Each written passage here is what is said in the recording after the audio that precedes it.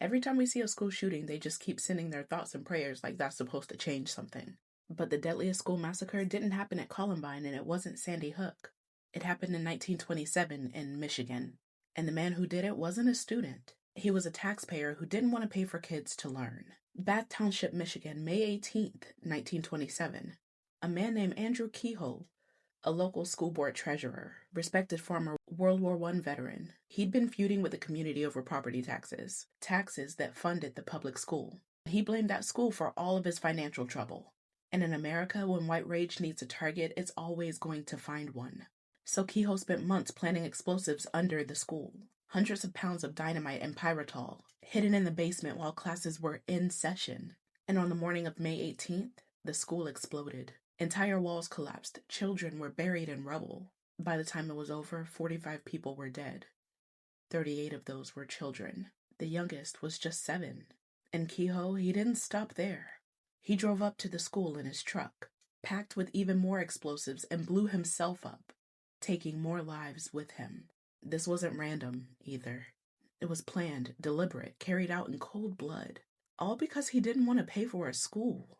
In 1927, this was headline news. The New York Times, the Chicago Tribune, papers all across the country blasted the Bath School Massacre across their front pages.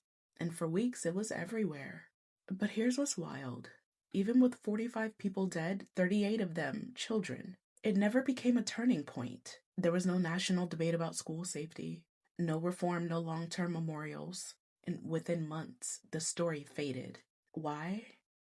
Because the killer was a white man, a school board treasurer, a respected farmer. The press called him a madman instead of whatever the equivalent to a terrorist would have been back then. They treated it as one man's insanity, not a systemic problem. And that's the same way white violence gets written off today.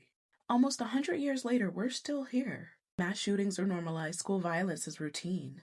And the Bath School Massacre sits in the shadows of history because it doesn't fit the narrative, because it proves that this problem isn't new. And it isn't about video games or TikTok or whatever they keep trying to blame it on. It's about a country where grievance plus access to weapons equals tragedy. Always has been.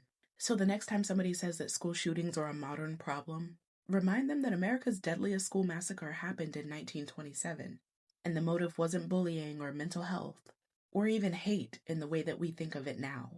It was something scarier: entitlement, resentment, and the belief that children's lives are worth less than a man's taxes. That's not history repeating, that is history ignored.